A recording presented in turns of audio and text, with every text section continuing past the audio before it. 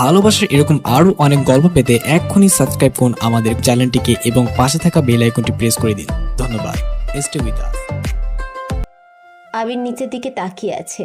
নেহা বলে, তোর মতো চরিত্রহীন একজন মানুষকে বাড়িতে থাকতে কেন দিয়েছি বলতো? কালকে আমাকে ভালোবাসিস বললি, আজকে ভার্সিটিতে সবার সামনে একটা মেয়েকে তুই ছি! কই ছিলিস এতক্ষণ? রিস্কাই করে আসছিলাম, দেরি হয়েছে। সামান থেকে যা, তাড়াতাড়ি চা করে আন সবার জন্য। আবির নিজের রুমে চলে গেল। ব্যাগ রেখে আবির রান্নাঘরে এসে যায়। পরীকে খুঁজছে, কিন্তু তাকে কোথাও পেল না। তাহলে কি পরী আসবে না? পরীর বড় বোন মিষ্টিকে নিয়ে আবির আবার চিন্তা করে। মিষ্টি হলো এই শহরের রাতের যেখানে কিছু ভদ্র চেহারার মানুষগুলো তাদের চেহারা মেটানোর জন্য মিষ্টি নামের হাজারো মেয়েদের রাতভর ইচ্ছে মতো ব্যবহার করে। তবে পরী এখনো অনেক ছোট, সে এসব কিছুই বোঝে না।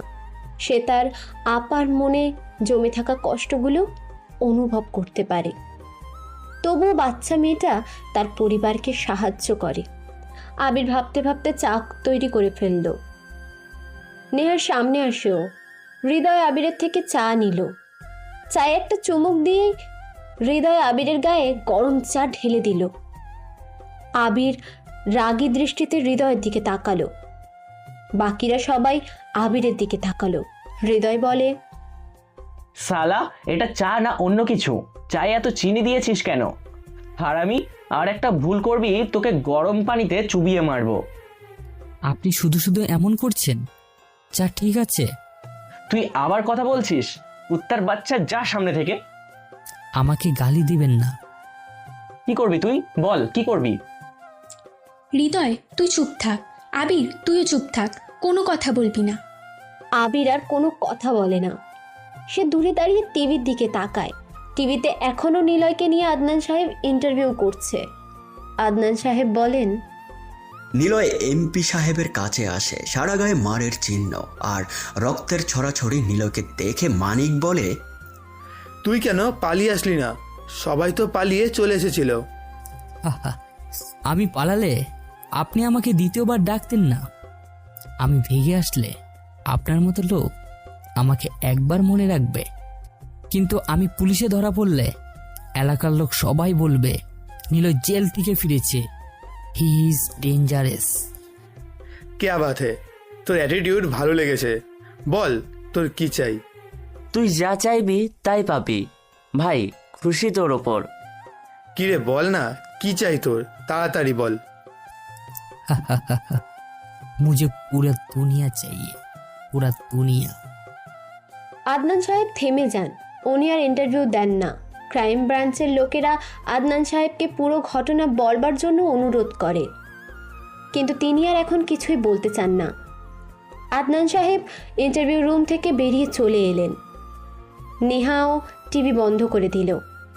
আবিরও রুমে চলে যাবে এমন সময় নেহার ছোট চাচু কামাল সাহেব এসে ডাকলেন। উনি কার সাথে ফোনে যেন কথা বলছে। নিলয় এখন শহরে এসেছে, আর ওর একটাই টার্গেট, এখানে থাকা যত পাওয়ারফুল লোক আছে তাদেরকে মেরে ক্ষমতা নিয়ে সে নিজেকে পাওয়ারফুল করতে চায়। আমাদের তাকে আটকাতেই হবে। সন্দেহভাজন কিছু চোখে পড়লেই অ্যাকশন শুরু করবেন। আর আমার ডিপার্টমেন্টের একজন ইন্টেলিজেন্স অফিসারকে নিলয়ের ব্যাপারে খোঁজ নিতে বলেছি। নিলয়কে যেমন এই শহরে কেউ চেনে না, আবার আমার অফিসারকেও এই শহরে তেমন কেউ চেনে না। সে যে অফিসার তার পরিবারেও কেউ জানে না। সো আমাদের টিম রেডি, এখন কেবল নিলয়কে দেখার পালা। নেহার ছোট চাচু ফোন রেখে দিলেন। নেহা ওর চাচুর কাছে আসলো, প্রশ্ন করলো, চাচু, বুঝলাম না তোমরা কেন নিলয়ের পিছনে পড়ে আছো? কি আছে ওর মধ্যে? তোরা চিনিস না নিলয় আসলে কে? একজন হিংস্র মানব। কথা কম বলে, রাগ কম দেখায়, কিন্তু তার থেকেও বেশি মানুষ মারে। আর মানুষ মারার সময় কথা বলার সুযোগও দেয় না। খুব হিংস্রভাবে মারে সবাইকে। যেখানে মানুষ ক্ষমতার বড়াই করে সেখানেই নিলয় আসে। তবে একটা দিক ভালো লাগে ওর, সে কখনো তার ক্ষমতার অপব্যবহার করেনি। নিলয় বেশ ইন্টারেস্টিং ব্যক্তি, তো দেখা করতে হয়। এই ভুল করিস না নেহা, নিলয় কিন্তু খুব ডেঞ্জারাস। চুপ থাকতো। এই আবির, আজকে পড়ি আসেনি, তুই সারা ফ্লোরের ময়লাগুলো মুছে ফেল এক্ষুনি। ময়লা আমার একদম পছন্দ না। কিন্তু নিলয়কে পাবো কোথায়? কোনো ক্লুও তো নেই কাছে। তোরা ভেবে বলতো নিলয়কে পাওয়ার কোনো ক্লু পাওয়া যাবে কি না? সবাই চুপচাপ হয়ে বসে আছে, ভাবতে থাকে কোথাও কোনো ক্লু পাওয়া যায় কিনা। আবির ভেজা কাপড় দিয়ে ফ্লোর মুছতে ব্যস্ত। নেহার ছোট চাচু কামাল সাহেব যখন কিছু না পেয়ে চলে যাবে, এমন সময় আবির বলে, নিলয় হলো একজন হিংস্র মানব। সে শুরুতে কোনো পাওয়ারফুল লোককে মারে না। সে এসে প্রথম শহরের কোনো বড় গ্যাং থাকলে সেখানে যে গ্যাংয়ের থেকে তার ক্ষমতা না হয় তাকে নিলয়ের দলে নিয়ে নেবে। এরপর সে এগিয়ে যাবে। আপনাদের খোঁজা দরকার শহরের বড় আন্ডারওয়ার্ল্ডের নেতাকে, তাহলে নিলয়কে পাবেন। ইয়েস, কে বললো এটা? কামাল সাহেব পিছনে ঘুরে তাকান। আবিরকে ফ্লোর মুছতে দেখে আবিরকে ডাক দেন। তুমি বললে কথাটা? গ্রেট। বিষয়টা কেন যে মাথায় আসেনি? তুমি এত কিছু জানো কি করে? নিয়া ম্যাম, মোছা শেষ, রুমে গেলাম। কোনো কাজ থাকলে ডাক দিবেন। আবির কোনো দিকে না তাকিয়ে নিজের রুমে চলে যায়। দরজা আটকে কিছুটা সময় একা একাই নীরব শব্দে হাসল। সেই হাসিতে শব্দ না হলেও এক অচেনা রহস্য রয়েছে। আবির বিছানায় বসে আছে। নেহা ডাক দেয় আবিরকে। আবির দৌড়ে নেহার সামনে এসে দাঁড়ালো। নেহা রাগী গলায় বলল, নি, কাপড়গুলো কেচে দে। আমারগুলোও দে। তাহলে আমারটা কেন বাদ থাকবে? আবির নেহার কাপড়গুলো নিয়ে চলে যাচ্ছে। সে সময় হৃদয় ডাক দেয়, আমাদেরগুলো কে নিয়ে যাবে? আমি নিয়া ম্যামের জন্য এখানে এসেছি, আপনাদের জন্য না। শালা তোকে! হৃদয় এসে আবিরের পায়ে লাথি দেয় একটা।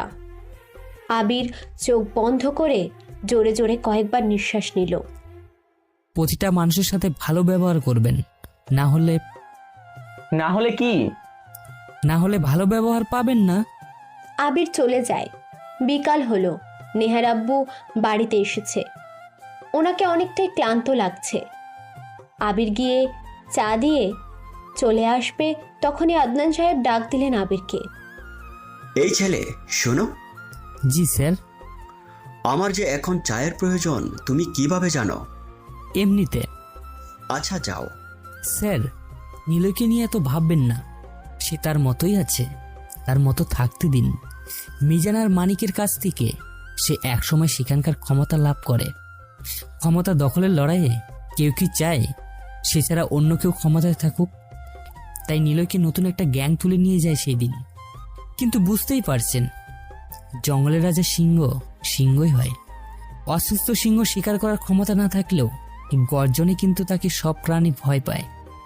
এমনটাই হয়েছিল। এই বলছি, নিলয়কে নিলয়ের মতো থাকতে দিন। সে তার মতো করে কাজ করবে। আদনান সাহেব হা হয়ে শুনতে থাকে আবিরের কথা। আবির ওদের বাড়িতে কাজের ছেলে ভাবতেই পারছে না।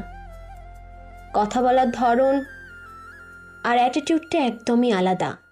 আবিরকে ডাক দেন আদনান সাহেব। তুমি এত কিছু জানো কিভাবে? কে তুমি? আপনার বই একটু পড়েছিলাম চুরি করে। আর তাছাড়া আপনার মুখে নিলয়ের গল্প শুনে অনেকটা নিলয়ের প্রতি ধারণা এসেছে। আর নিলয় ছোটবেলাতে যেখানে থাকতো সেখানে আমরাও থাকতাম।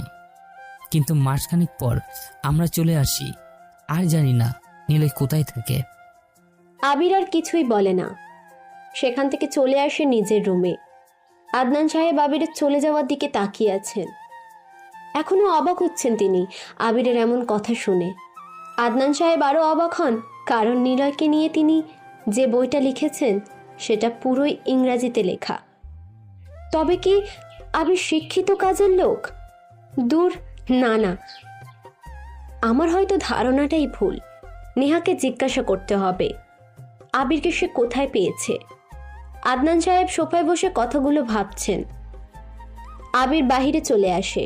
বাড়ির মধ্যে বিশাল একটা কদম ফুলের গাছ আছে। সেই গাছের চারিপাশে সিমেন্ট আর বালি দিয়ে গোল চত্বর বানানো। আবির সেখানে গিয়ে বসে। কিছুক্ষণ বসে থাকার পর সে উপরের দিকে তাকায়। নেহা কানে হেডফোন গুঁজে ব্যালকনিতে দাঁড়িয়ে আছে। আবির আর চোখে তাকায় নেহার দিকে। তারপর আবির নেহার দিকে তাকিয়ে মনে মনে বলে, রাজ্য দখল নিতে গেলে দুটো পথ সামনে আসে, হয় যুদ্ধ করে জিতো, না হয় গেম খেলে রাজ্য দখল করো। আর সেই গেমের নাম মাইন্ড গেম। আবির ভিতরে চলে আসে, রান্নাঘরের দিকে যায়ও। রান্নাঘরে ঢুকেই দেখে পরীর মনটা খারাপ করে দাঁড়িয়ে আছে। পরীর সাথে আবিরের মাত্র কয়েকদিনে অনেকটাই খাতির জমেছে। হয়তো এই বাড়ির কাজের লোকেদের সাথে মেশেই না কেউ। আবির পরী ছাড়া আরও কয়েকজন কাজের লোক আছে। আবির পরীকে দেখে জিজ্ঞাসা করলো, তুই সারাদিন কেন আসিসনি? তোকে খুঁজেছিলাম। আপাকে নিয়ে হাসপাতালে গেছিলাম, ডাক্তার কইলো আপাকে নাকি অনেক ছেলে মিলে কি করছে। আমাদের ডাক্তার এইটা কইলো আপা বিছানায় শুইয়া আছে, বাড়ির সব কাম আমি করতেছিলাম, হের লাইগা আইতে পারিনি। আমারে কেউ এই বাড়িতে কিছু কয় না, খালি হৃদয় স্যার আমাকে সুযোগ পাইলে অনেক বাজে কথা বইলা দেয়। আমারে নিয়ে সে অনেক কথা কয়, ইচ্ছে করে হৃদয় স্যারকে মাইরা ফেলি। আবির পরীর দিকে তাকায়। আবির নিজের হাতটা মুষ্টিবদ্ধ করে কয়েকবার নিজের পায়ে মারতে থাকে। আগে সে এমন করতো না, কিন্তু আজকাল সে এটাই বেশি করে। অনেক বেশি রেগে গেলে সে এমন করে রাগটা কমানোর চেষ্টা করে। তোর আপার সাথে আমার দেখা করাবি? আপার লাগে আমি নিজেই তো ঠিক মতো কথা কইতে পারি না। আপা বাড়িতে থাকে না, মায়ের ওষুধের লাগা নাকি কাম করতে বের হইয়া যায়। আমিও তো মায়ের লাইগা কাম করতে চাইলে আসি। যখন তোর আপার সাথে কথা হবে আমার কথা বলিস। আর শোন, হৃদয়কে মারতে পারবি। আমি তো ছোট মানুষ, কেমনে পারবো? হা হা, সময় হোক, ঠিক মারতে পারবি। ভাইয়া আপনাকে অনেক ভালোবাসি, আমার আপার কিচ্ছু হবে না তো? না, হবে না। আর হৃদয়ের থেকে একটু দূরে থাকবি, ওকে তো পরে দেখবো। ঠিক আছে ভাইয়া, আপনাকেও হৃদয়ের কথা কইছিলাম। আপা বারণ করেছিল কাম না করতে, কিন্তু মা আমার পাঠাইয়া দেয়। আপার টাকা নেয় না, তাই আপা আর কিছু বলেনি। আবির রান্নাঘর থেকে বের হয়। নেহা ওর রুমে বসে আছে, নিলয়ের কথা ভাবছে। নেহা মনে মনে কথাগুলো ভাবছে। সে বইয়ে হাত দিয়ে কথাগুলো ভাবতে ভাবতে ব্যালকনিতে এসে দাঁড়ায়। নিচে আবিরকে বসে থাকতে দেখে আবিরের দিকে অপলক দৃষ্টিতে তাকিয়ে সে মনে মনে বলে, আচ্ছা, আবির ছেলেটা এমন কেন? কত অপমান করে সবাই, অথচ সে কাউকে কিছু বলে না। সে কি এমনই, নাকি এমন করে থাকে? বেয়াদব একটু, মেয়েদের সাথে খারাপ ব্যবহার করে। তবে আমি তো কখনো আমার দিকে ঠিক মতো তাকিয়েও কথা বলতে দেখিনি। কি জানি। নেহা আবার নিজের রুমে চলে আসে। আর কিছুই ভাবে না ও। আবিরও তার রুমে এসে বসে আছে।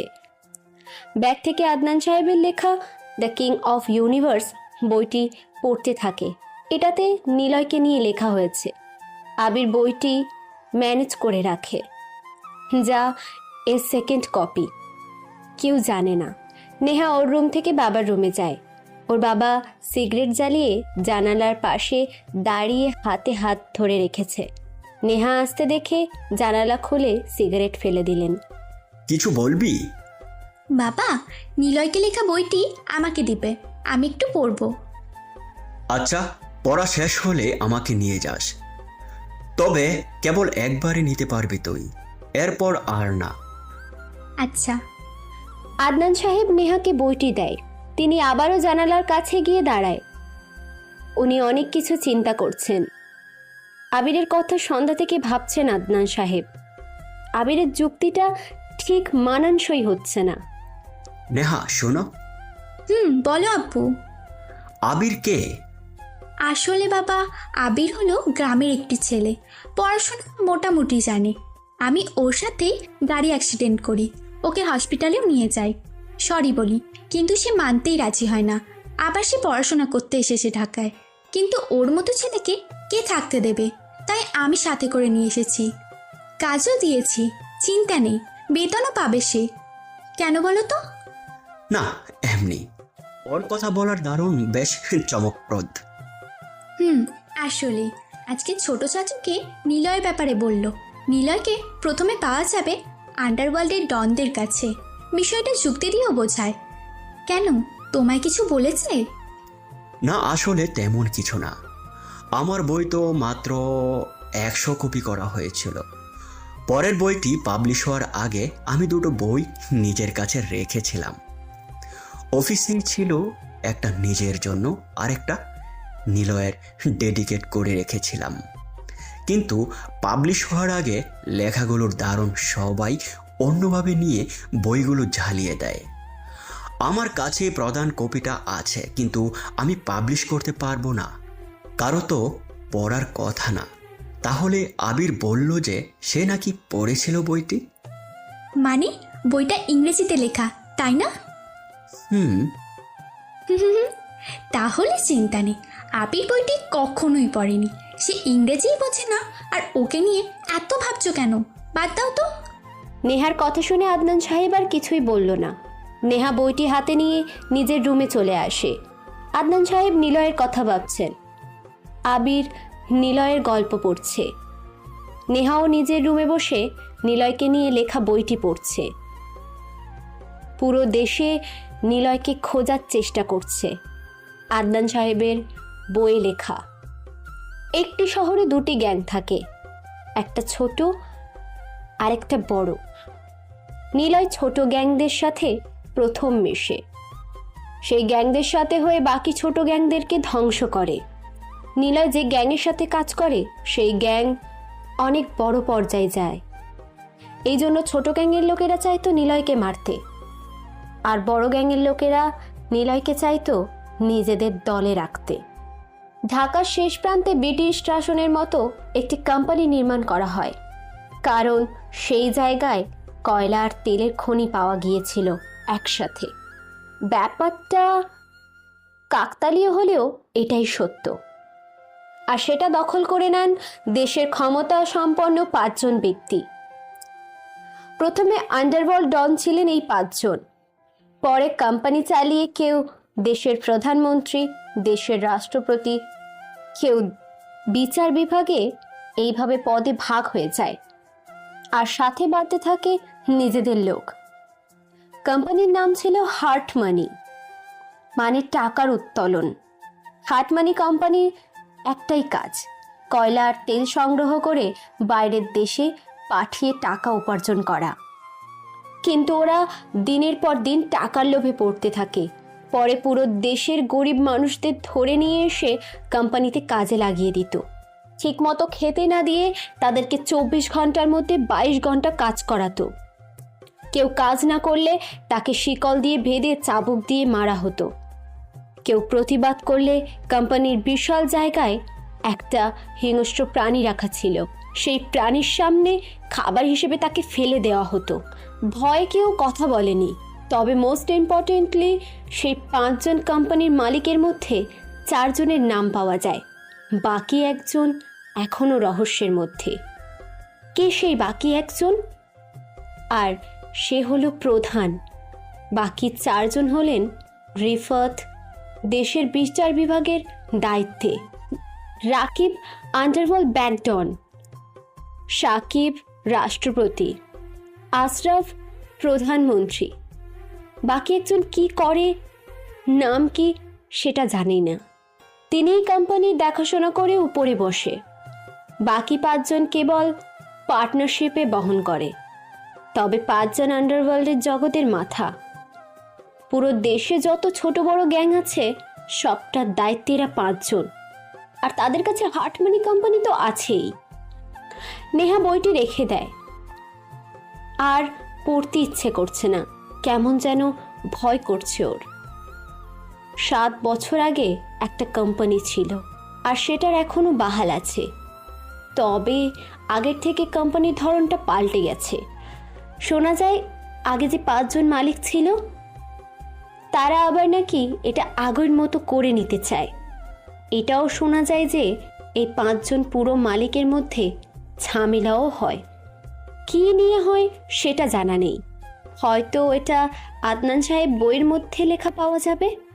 বইটি লিখতে ওনার 1 বছর লেগে গিয়েছিল। সকালে ঘুম ভাঙে আবিরের। বইটি আবিরের বুকের ওপরে রাখা থাকে। তাড়াতাড়ি সেই বইটি আগে ব্যাগে ঢুকিয়ে নিল। রান্নাঘরে দৌড়ে চলে যায়। পরীকে দেখা যাচ্ছে না। আবির সবার জন্য চা নিয়ে এলো। সকালে খাবার টেবিলে আসে। সাফিক, রাফিক, আদনান আর ছোট চাচু কামাল বসে আছে। আবির সবাইকে চা করে দেয়। সাফিক সাহেব আবিরের এমন কাজে অনেক খুশি, কারণ আবিরকে কাজের কথা বলতে লাগে না। আবির সবটা দেখেই কাজ করে। আদনান ভাই, আজকে তোর আবার প্রেস কনফারেন্স আছে তাই না? সাবধানে থাকিস। নিলয়কে নিয়ে তোর লেখা আজকে সবাই শুনতে যাচ্ছে। নিলয়কে নিয়ে তোর লেখা আজকে সবাই শুনতে যাচ্ছে। অথচ এর আগে যখন প্রকাশ করেছিলি তখন সবটা জ্বালিয়ে দেওয়া হয়। প্রতিদিন যেতে হবে অফিসে, আর টিভিতে দেখানো হবে আমাকে নিলয়ের গল্প বলার জন্য। তোমার নিলয়কে খুঁজে বের করবই, তুমি দেখে নিও। খুঁজে পেলেও লাভ নেই। নিলয়কে লিড করে অনেকগুলো ডন, কারণ তারা নিলয়কে ওদের প্রয়োজনে ব্যবহার করে ঠিকই, কিন্তু নিলয়ের পরে ওদেরকে সরিয়ে ক্ষমতা নিয়ে নেয়। তাই যতক্ষণ ওর মাথার উপর বড় ডনরা থাকবে তাকে ধরা সহজ হবে না, আর তাকে ধরতে গেলে সে সহজে ধরা দেবে না। ভাই তুমি জানো না, আমার ডিপার্টমেন্টে একটা অফিসার আছে, সেও তোমার নিলয়ের মতো রহস্যময়। তাকে দিয়ে কাজ হবে। আমি নিজেই তাকে ঠিক মতো চিনি না, কেবল তার সাথে আমার ফোনে কথা হয়। আর কেউ কথা বলে না। সবাই খাবার শেষ করে চলে যায়। আবির নিজের রুমে চলে এসে ভার্সিটি যাওয়ার জন্য রেডি হয়ে নিল। আবির বাড়ি থেকে বের হয়। নেহা, মিথিলা ও হৃদয় একটা গাড়িতে উঠল। আবির পাশ কাটিয়ে চলে যাবে। হৃদয় ডাক দেয়, ওই আবির, গাড়িতে যাবি নাকি? হারামি, কখনো এমন গাড়ি চোখে দেখেছিস? তুই আমার গাড়ির ড্রাইভার হওয়ারও যোগ্যতা রাখিস না। আহারে বেচারা, যা বাবু, তোমাকে খেলনা গাড়ি কিনে দেওয়া হবে। আবির কিছু বলে না। রিক্সা ঠিক করে সে ভার্সিটির দিকে এগোলো। ভার্সিটির কাছাকাছি আসতেই ওর চোখ আটকে যায় রাস্তার পাশে বসে থাকা পিচ্চি মেয়ে পরীর দিকে। তাড়াতাড়ি রিক্সা থেকে নামে, দৌড়ে পরীর কাছে যায় ও। পরি, তুই এখানে বসে আছিস কেন? আবিরকে দেখে পরী কান্না করে দিল। আবির ওকে একটা দোকানের মধ্যে নিয়ে যায়। বোঝাই যাচ্ছে পরী কিছু খায়নি। কি রে, কথা বলিস না কেন? বল, কি হয়েছে? এখানে কেন তুই? আর কাঁদছিস কেন? ভাইয়া, ওরা আমার আপুকে জোর করে তুলে নিয়ে যায়। পাশের হাসপাতালে ভর্তি কইরা দিছে ওরা। মাঝরাতে ওরা আইসা বলতে থাকে আপুরে। এই মাগি, চল, টাকা নিয়েছিস, আমাদের সাথে দেখা করিস নাই কেন? দেখুন, আজকে শরীর ভালো না, অন্যদিন যাব। তোর শরীর ভালো থাকবে কেমনে? সারা রাত অন্য ছেলের লোকে করলে তো ভালো থাকবে। এত কিছু জানি না, চল। দেখুন, এটা আমার বাড়ি, আর ঘরে আমার ছোট বোন আছে, গালি দিবেন না। খানকিদের আবার বাড়ি? তোর বোনেও এই লাইনে নিয়ে আয়, মেলায় টাকা পাবি। এত ফুটানি না, চল আমাদের সাথে। আমি আপারে একলা দেখতে চাই। আপারে যাইয়া দেখি হাতে পায়ে ছোট ছোট ব্যান্ডেজ করা, গলায় কালো দাগ, মুখে কামড়ানোর দাগ, সারা গা নখের আঁচড়ানো করা, নখের আছড়ে দেওয়া।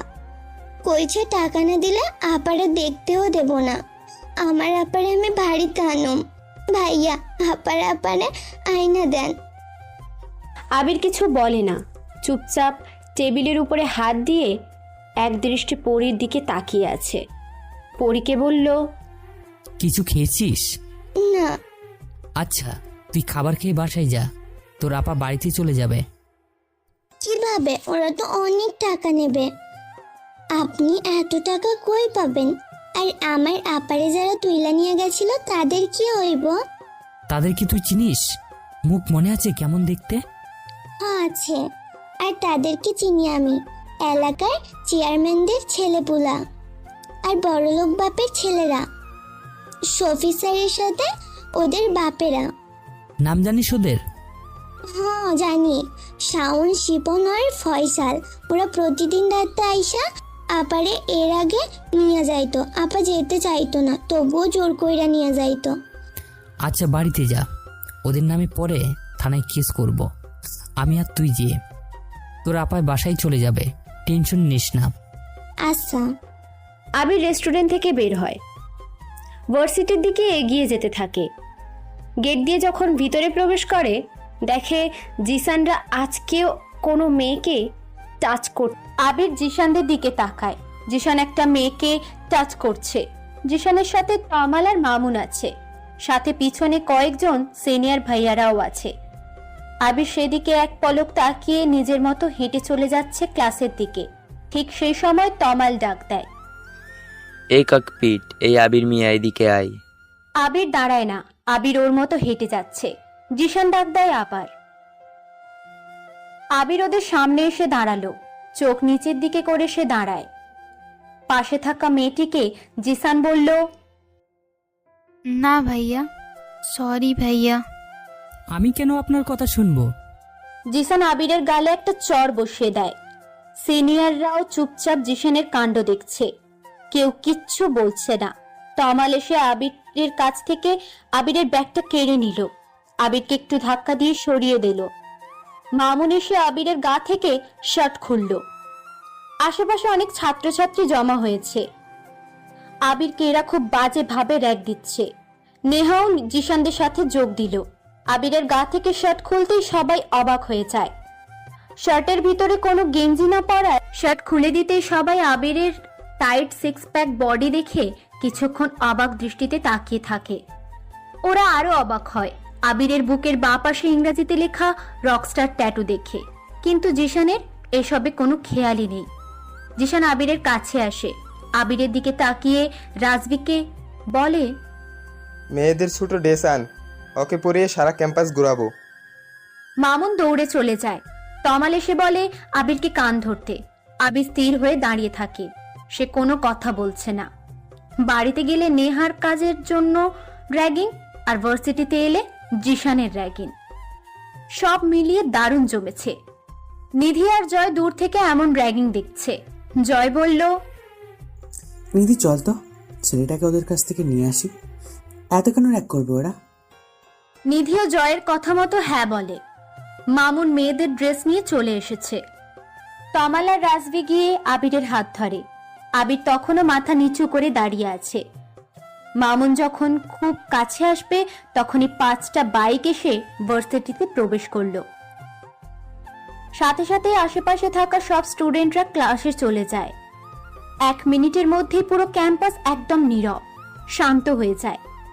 সবাই নিজের ক্লাসের সামনে থাকা ব্যালকনি থেকে বাহিরের দৃশ্য দেখছে। তমাল আর রাজবি আবিরের থেকে পালিয়ে জিসানের কাছে এসে মাথা নিচু করে দাঁড়ায়। জয় আর নিধি কিছুটা দূর থেকে দাঁড়িয়ে এসব দেখছে। নেহা মাথা নিচু করল না, সেও জয়ের মতো করেই সবটা দেখছে। পুরো ক্যাম্পাসে 8 জন লোক দাঁড়িয়ে আছে। বাইক থেকে 5 জন লোক নামলো। চুলগুলো বড়, দাড়িগুলোও বেশ বড়। কোমরে পিস্তল, হাতে একটা ব্রেসলেট, মুখে সিগারেট।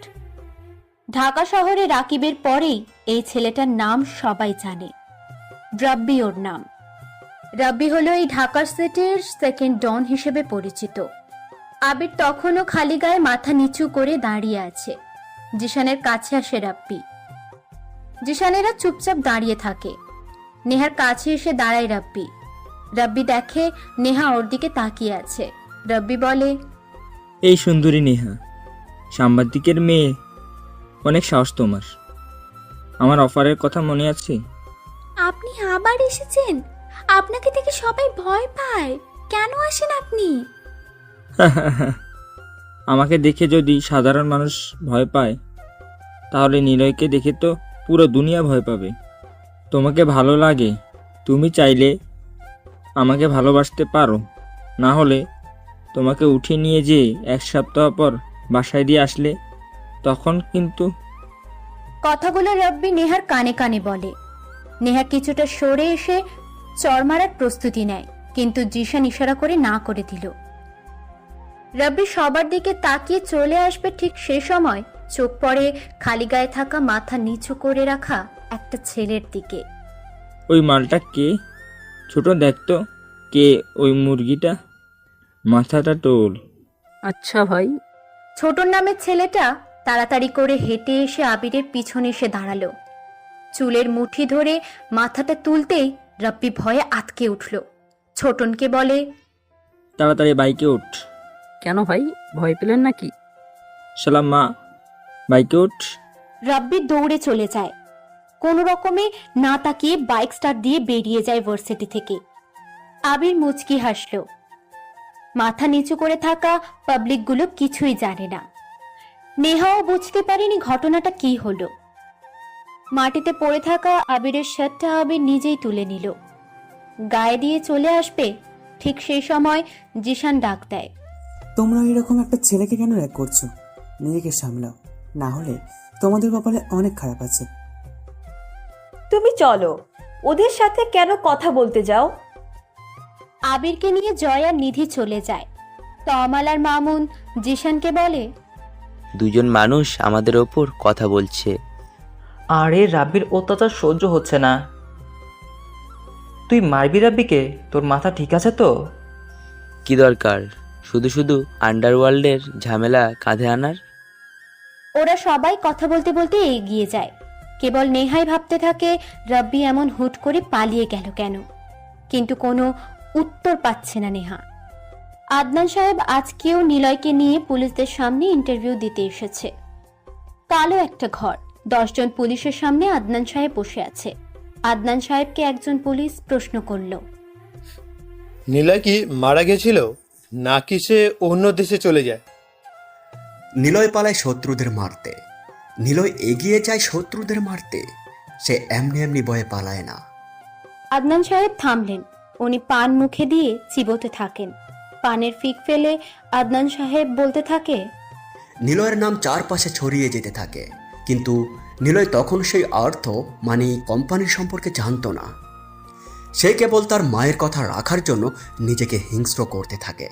কিন্তু ওর এমন চরিত্রটাই তো বড় বড় ড্রনদের পছন্দ হতে থাকে। কিন্তু নিলয় তখনও জসিম নামের এক গ্যাং লিডারের আন্ডারে ছিল। নিলয় তার কাজ শেষ করে নিজের জায়গাতে বসেছিল, ঠিক তখনই জসিমের ফোন আসে। নিলয়, কোথায় তুই? আমি আমার জায়গা। আমার কাছে চলে আয়। নিলয় তার প্রয়োজনে অন্যর কাছে যায় না, অন্যরা নিজের প্রয়োজনে নিলয়ের কাছে আসে। আপনার প্রয়োজন হলে আপনিও আসুন। তোকে তো আমি... থাম। আচ্ছা, আসি। সেই শহরে জসিম নামে একটা সবচাইতে বড় গ্যাংস্টার ছিল। জসিম যখন নিলয়ের সাথে দেখা করতে আসে, তখন পুরো গ্যাংস্টারদের ছোট বড় সব সদস্যরা আশেপাশে জোর হয়। জসিমকে গাড়ি থেকে নামতে দেখে সবাই সালাম দিতে থাকে। নিলয়ও কিছুটা দূরে দাঁড়িয়ে আছে। আশেপাশে র্যালি টাইপের সারিবদ্ধ হয়ে সব গ্যাংস্টারের সদস্যরা দাঁড়িয়ে আছে। নিলয়ের দিকে জসিম এগিয়ে যাচ্ছে, আর বাকিরা জসিমকে সালাম করছে। অর্ক নিলয়ের পাশে এসে বলে, দেখেছিস, ভাইকে সালাম ঠুকছে। আহা, এমন যদি একটা গ্যাংস্টার লিডার পেতাম। নিলয় মুচকি হাসে। অর্ককে বলে, তো হয়ে যা এই গ্যাংস্টার লিডার। অর্ক ভয়াক্ত দৃষ্টিতে নিলয়ের দিকে তাকায়। জসিম নিলয়ের কাছে আসে, নিলয়ের দিকে তাকিয়ে বলে, আমাকে দেখে সবাই সালাম করে, সবাই আমার কাছে আসে, কিন্তু নিলয় না। নিলয়ের কাছে আমাকেই আসতে হয়। তোরা তো অ্যাটিটিউড কেন? আরে এই শহরে গ্যাংস্টার আমি, আমাকে দেখে ভয়ে সবাই সালাম করে, অথচ নিলয় কখনো আমাকে সালামের জন্য মাথা নিচু করেনি। নিলয় কিছু বলতে যাবে, ঠিক তখনই একটা দামি গাড়ি এসে নিলয়ের সামনে দাঁড়ায়। বৃষ্টি শুরু হয়ে গেছে। নিলয় বৃষ্টিতে ভিজছে, আর জসিমের মাথায় ছাতা ধরে রেখেছে ওর লোক। কিন্তু যখন গাড়িটা সামনে আসে, তখনই জসিম ওর লোকেদের কাছ থেকে ছাতাটা নিয়ে দৌড়ে ওই গাড়ির সামনে চলে যায়। জসিম নিজেই ওই গাড়ির দরজা খুলে ছাতা দিল। সবাই অবাক চোখে তাকিয়ে আছে। জসিমের মতো গ্যাংস্টার গিয়ে অন্যের লোকে দরজা খুলে দিচ্ছে, বিষয়টা অবাক করার মতোই। আরো অবাক হয়, জসিম মাটিতে হাঁটু ভাঁজ করে বসে হাত বাড়িয়ে দেয়। নিলয় এক দৃষ্টিতে তাকিয়ে থাকে সেই দিকে। গাড়ির মধ্যে থেকে একজন ব্যক্তি বের হয়ে জসিমের হাতের সাথে হাত দিয়ে বের হয়ে আসে গাড়ি থেকে। ওর নাম সোহেল, হার্ট মানি কোম্পানির পার্টনারের রিফাতের ছেলে সোহেল। সোহেলের নামেই জসিম ভয় নিয়ে তাকালো সেই দিকে। জসিম সোহেলের মাথায় ছাতা ধরে রেখেছে। সোহেল গাড়ি থেকে নেমে কিছুটা দূরে হেঁটে এসে বলে, নিলয়কে সে কোথায়? এই যে বেয়াদব নিলয়, কারো কথা শোনে না, ওর মতো চলে ও। নিলয় আমার সাথে কাজ করবি? ভাই, ও কি কাজ করবে? তোকে দিয়ে হবে না, নিলয়কে লাগবে আমার। চলে আয় তাহলে কুমিল্লাতে। সোহেল আর কিছুই বলল না। সে নিলয়ের দিকে তাকিয়ে মুচকি হেসে চলে গেল। জসিম বোকার মতো একবার নিলয়ের দিকে তাকায় আর একবার সোহেলের চলে যাওয়ার দিকে তাকায়। জসিম অনেক বেশি অবাক হচ্ছে। নিলয় হাসতে থাকে, শব্দ করে হাসে। জসিমের দিকে তাকায়। নিলয় হাসি থামিয়ে জোরে অর্ক বলে ডাক দেয়। अर्क भाई 10 या 12 लोग उसे सलाम करता है तो वो भी डॉन या गैंगस्टर नहीं बनेगा। जो 10 या 12 लोगों को टपकाते हैं तो वो भी डॉन या रॉकस्टार होता है। समझ गया? यस भाई, বুঝতে পেরেছি। তোমার নাম কি? নিধি প্রশ্ন করে আবিরকে। আবিরকে নিয়ে ওরা একটা গাছের নিচে বসে আছে। আবির নিধির দিকে তাকায়। মেয়েটা যথেষ্ট সুন্দরী। আবিরের দিকে তাকিয়ে নিধিও মুচকি হাসলো। নিধি বলে, আমি নিধি, ও জয়। আমরা ভাই বোন। আমি ছোট, বাট দুইজনই একই ক্লাসে পড়ি, কারণ ও একবার এক ক্লাসে ফেল করেছিল। এই, তোকে এটা বলতে বলেছি? সে এমনিতেই প্রশ্ন করতো, তাই আগেই বলেছি। ভুলে যাস না ভাইয়া, তুই কিন্তু আমার ক্লাসমেট, সো ফ্রেন্ডের মতো থাকবি। থাম তো। ওই ওই ছেলেটাকে চিনিস? মানে যে মসলিনে দেখাতে এসেছিল ক্যাম্পাসে? না তো, কেন? না, এমনি। জয় উঠে চলে গেল। কাকে যেন ফোন করতে করতে সামনের দিকে এগিয়ে গেল। নিধি আবির পাশাপাশি বসে আছে। আবির অবাক হচ্ছে। কেমন খ্যাতমার্কা দেখতে ছেলের পাশে ভার্সিটির টপ সুন্দরী মেয়েদের মধ্যে একটা মেয়ে বসে আছে, ভাবতেই যেন কেমন লজ্জা লাগছে। আবির বসা থেকে উঠে চলে যেতে যাবে, অমনি নিধি ডাক দিয়ে আবিরকে বলল, কোথায় যাচ্ছ আর কোন ডিপার্টমেন্ট? এমনি চলে যাচ্ছি। ভাবছি আমার মতো গরিব খ্যাত ছেলের পাশে বসছেন, মানুষজন কি না ভাববে আপনাকে। তার উপর আপনি যথেষ্ট সুন্দরী। আরে বসো বসো। আব্বু রাষ্ট্রপতি তো কি হয়েছে? আমার এমন হাই লেভেলের জীবন ভালো লাগে না। তুমি কিন্তু তোমার নাম আর ডিপার্টমেন্ট বললে না। থাক না, তাহলে কিছু অজানা। বাহ, ইন্টারেস্টিং তো। আবির নিধির সাথে কথা বলছে। নেহা ব্যালকনিতে দাঁড়িয়ে আবিরের দিকে তাকিয়ে আছে। মনে মনে নেহা বলছে, কি ব্যাপার, এই ছেলেটার সাথে ওরকম একটা মেয়ে কেন কথা বলছে, তাও এত সুন্দর করে হেসে হেসে। মেয়েটাকে তো আমাদের দলে নিতে হবে। আবিরের সাথে কাউকে মিশতে দেব না। আবির নিধি থেকে চলে যায়। আবির মনে মনে ভাবছে, হয়তো এতক্ষণে পরীর বোন ভালো চিকিৎসা পেয়ে বাড়িতে চলে এসেছে। আবির ক্যাম্পাস থেকে কিছুটা দূরে একা এসে বসে। একটু পরে ক্লাস শুরু হওয়ার তাগিদ দেয়। সবাই ক্লাসের দিকে চলে যায়। আবির ইচ্ছে করেই দেরি করে ক্লাসের দিকে যাচ্ছে। আদনান সাহেবের সামনে চা এনে রাখা হলো। তিনি পান চিবনও রেখে দিয়ে পানি দিয়ে মুখ কুলি করে ফেলে দিলেন। তারপর চায়ে চুমুক দিয়ে আশেপাশে তাকালেন। অনেকগুলো পুলিশ নীরব হয়ে নিলয়ের গল্প শুনছে। আদনান সাহেব আবার বলা শুরু করলেন, নিলয় নতুন শহরে আসবে, কিন্তু কেন তাকে ডাকা হয়েছে, কি কাজে তাকে ডাকা হয়েছে, নিলয় তা জানে না। নিলয় হাতে সিগারেট নিয়ে ভাবছে এসব কিছু। পিছন থেকে মাসুম বলে, ভাই তুমি যেও না, হয়তো ওরা তোমাকে মারতে ডাকছে। কেন যাবে না? সে কাউকে ভয় পায় নাকি? ভাই যাবে? তুমি না বলেছিলে ক্ষমতাধর লোকেরা বড় জায়গাতেই থাকে, ক্ষমতাধর লোকেরা ঢাকাতেই থাকে, আর ঢাকাতে যেতে হলে আগে তোমার অন্য শহর জয় করতে হবে। মনে আছে তুমি কি চাও? পুরো দুনিয়া। নিলয় সিগারেটে কয়েকটা টান দিয়ে ছুঁড়ে ফেলে দেয়। কিছুক্ষণ ভেবে হাসতে হাসতে অর্কের দিকে তাকিয়ে বলে, 5 টাকার কয়েন উপরে ছুড়লে মাটিতে পড়া অবধি কেউ জানে না কোন পাশে পড়বে। এখন থেকে 5 মিনিট পর কি হবে এটাও যেমন কেউ জানে না, তেমন নিলয় কাকে কখন মারবে এটাও কেউ জানে না।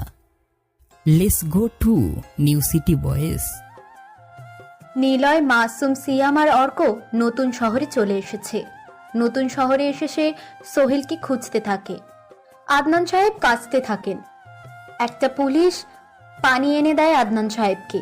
উনি পানিটা খেয়ে বসা থেকে উঠে দাঁড়ান।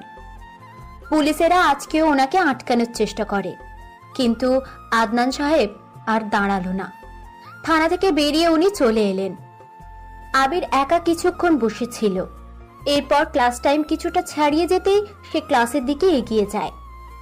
ক্লাসের সামনে এসে দাঁড়ায় আবির। নুসু ম্যাম ইংলিশে লেকচার দিচ্ছে।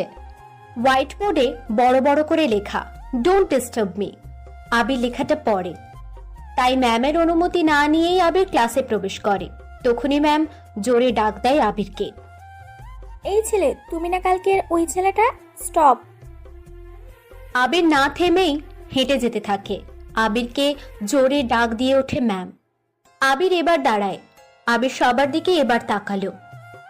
নিধি, জয়, নেহা, জিসান, তমাল, মামুন সবাই একই ক্লাসে।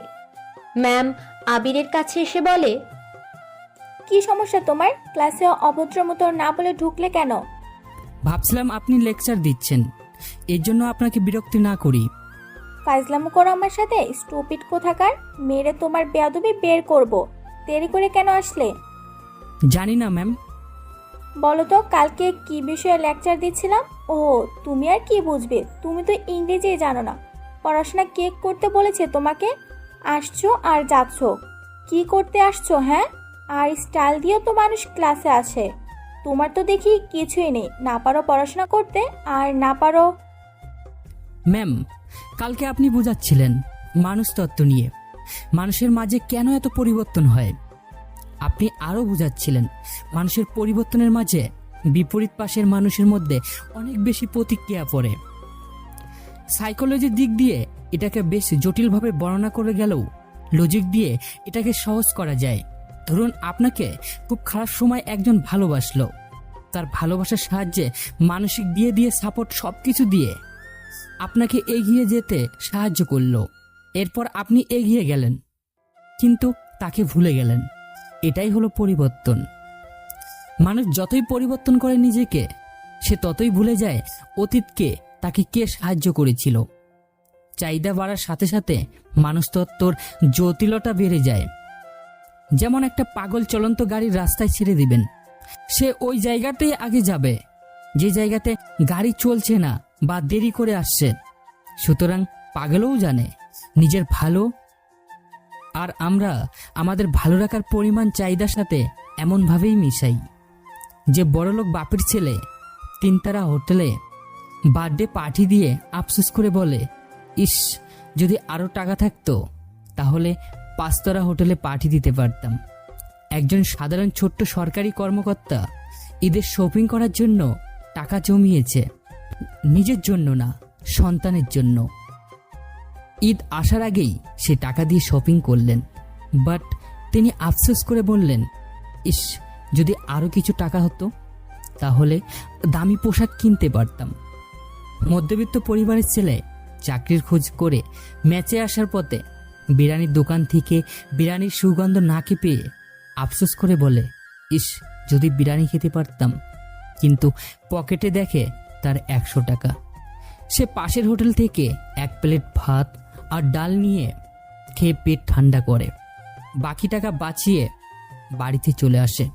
রাস্তার টোকায় একবেলা না খেয়ে পরের বেলা ভালো মতো খাবে বলে টাকা জমিয়ে দেখে মাত্র 20 টাকা আছে তার পকেটে। অথচ সে দেখে একজন বিরিয়ানি কেনার পর বিরিয়ানির প্যাকেট সামনে মাছি বসছে, বলে ডাস্টবিনে ফেলে দেয়। টুকাই সেই খাবার তুলে নিয়ে খেয়ে দিব্যি পেট ঠান্ডা করে রেল লাইনের উপর শুয়ে রাত পার করে। এটাই মানুষতত্ত্ব। যার আছে সে আফসোস করে, যার নেই সে অল্পতেই অল্প কিছু পেয়ে আনন্দ করে। 5 টাকার দান করতে গেলে আমাদের ভাবতে হয়, অথচ 50 টাকা দিয়ে 1 প্যাকেট ড্রাভি সিগারেট প্যাকেট কিনে সারা রাত বসে খেয়ে উড়িয়ে দিচ্ছে। আপনি আজকেও বোঝাচ্ছিলেন মানুষ কেন কষ্ট পায়। সাইকোলজি দিয়ে যদি ভাবা হয় তাহলে কি যুক্তি থাকবে? সহজ উত্তর, মানুষ যা চায় তা পায় না, আর পায় না বলে কান্না করে, আর চাওয়ার মাঝেই সীমাবদ্ধ থাকে কষ্ট, আকাঙ্ক্ষা, আগ্রহ।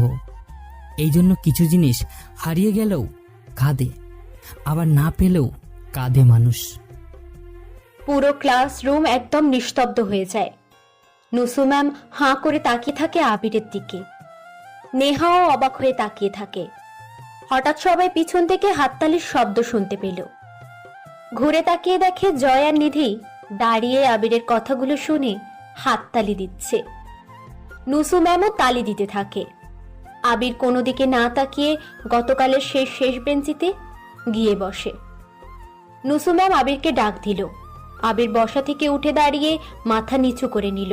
নুসু ম্যাম বলল, তুমি না কাল বলেছিলে ইংরেজি বোঝো না, কিন্তু আজকে কত সুন্দর করে সবটা বুঝিয়ে দিলে। মনে হচ্ছে আমি তোমার থেকে শিখছি।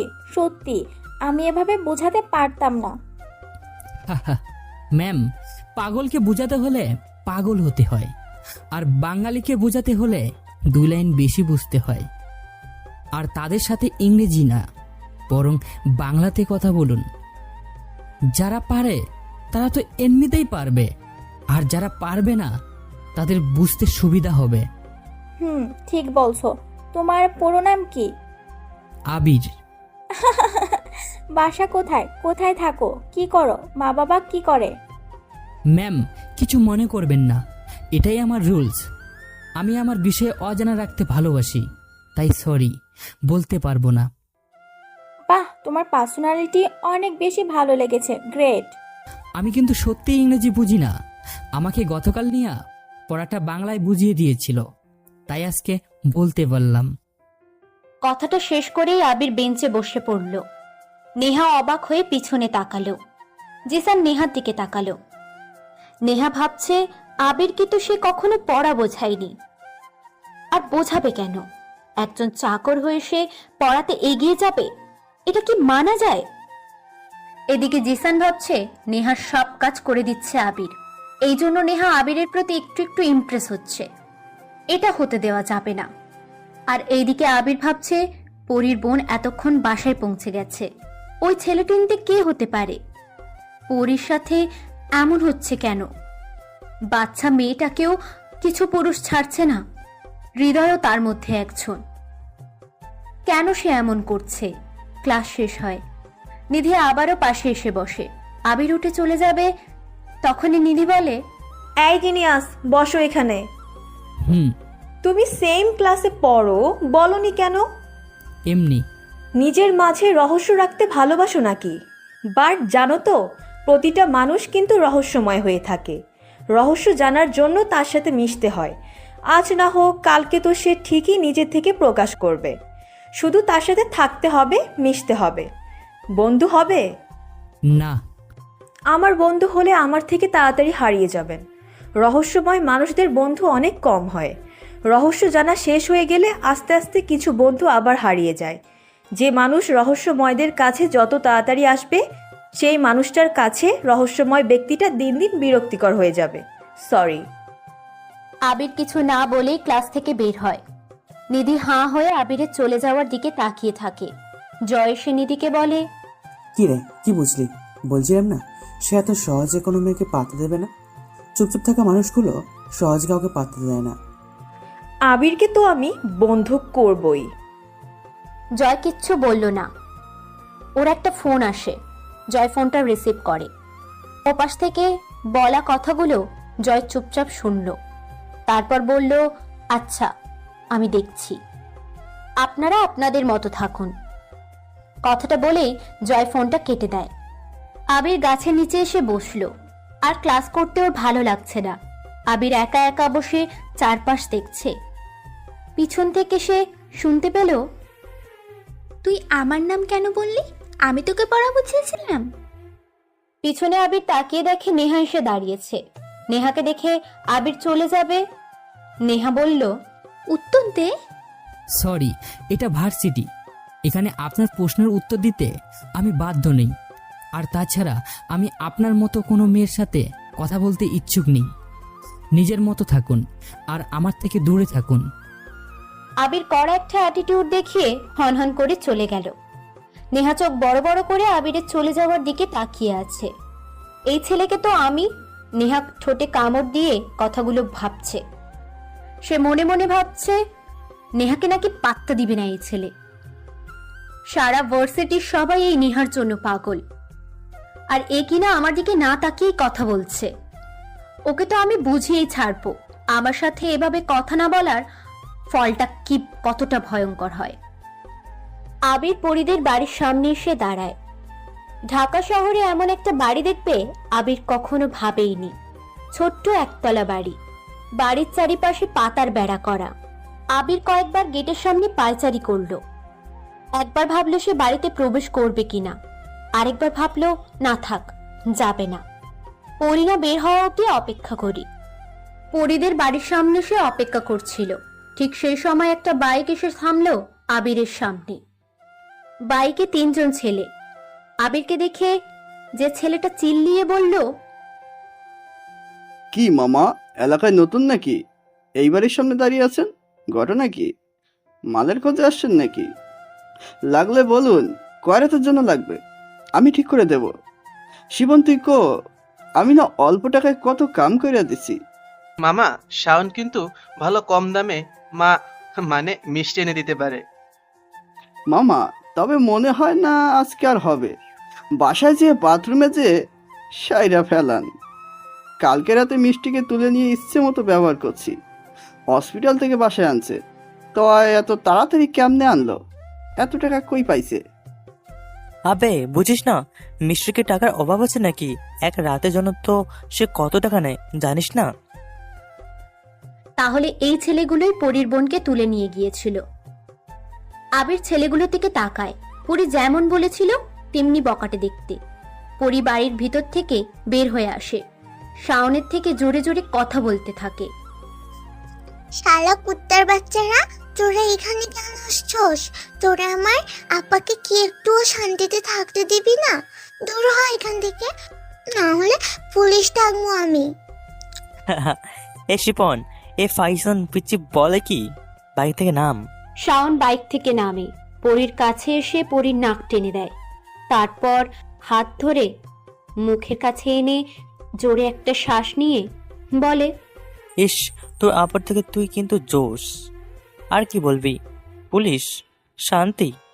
তোর আপার মতো খারেস্টার কিসের শান্তি রে? আর পুলিশ ডাকবি? যা থানায়, দেখি কোন পুলিশ আমাকে ধরে।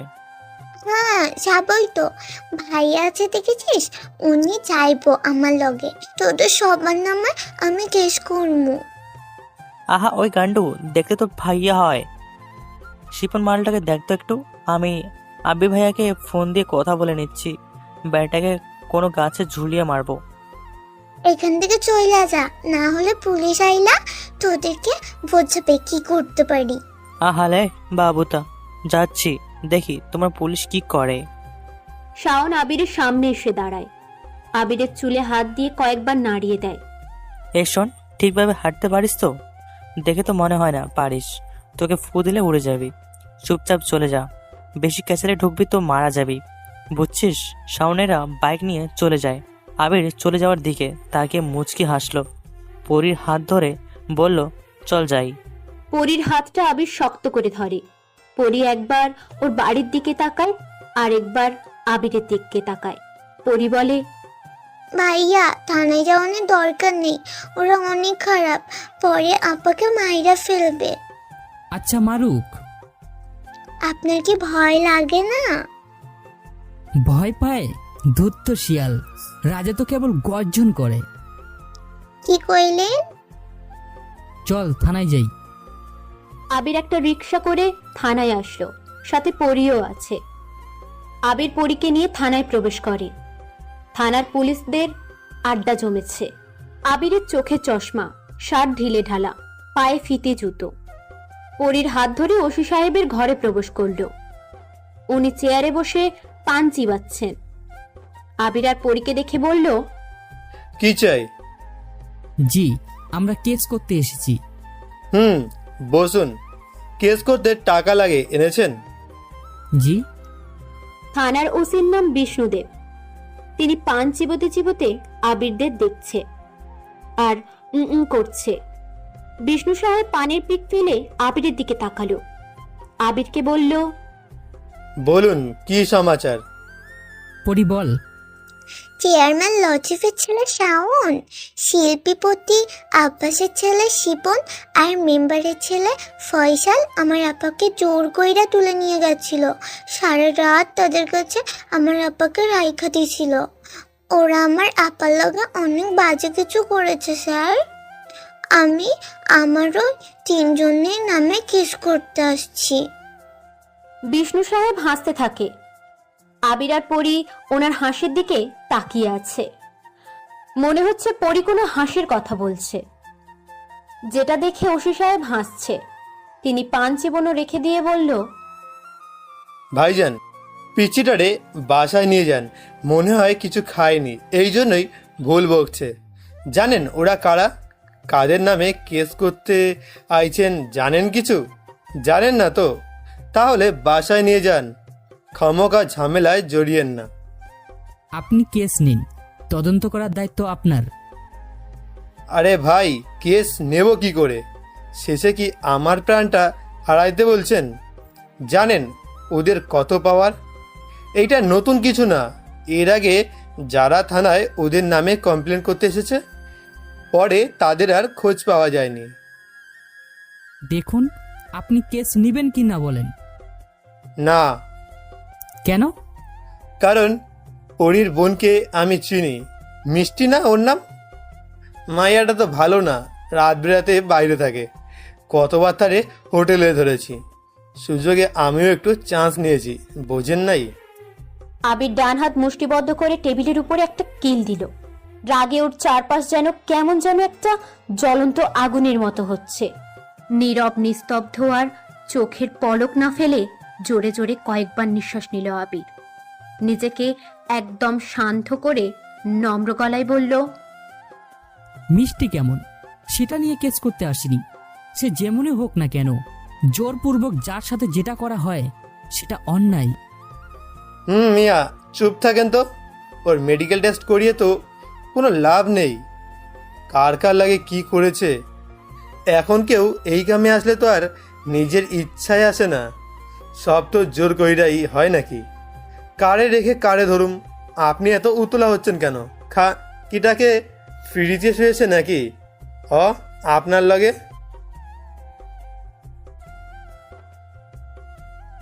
আবির মাথাটা নিচু করে নিল, মাথাটা একটু কাত করে বিষ্ণুর দিকে তাকালো। ভায়োলেন্স হওয়ার সময় এমন হয়ে যায় আবির, নিজেকে আর কন্ট্রোল করতে পারছে না। তখনই পরি বলে, ভাইজান চলেন, এই পুলিশ আমার আপারে বাজে কথা কইছে। পুলিশ ভালো না। মামুনি, ভাইজানকে বাসায় নিয়ে যাও। ভালোভাবে বলছি, আপনি কেস নেবেন কি না? না, নেব না। যান, ফোটেন, সময় নষ্ট না করে। ওকে। পরীকে নিয়ে আবির বাইরে বেরিয়ে আসলো। আবির নেহাত দেয়া ফোনটা বের করে কাকে যেন একটা ফোন করলো। এরপর পরীর হাত ধরে রিকশায় করে তার বাড়িতে দিয়ে আসছে।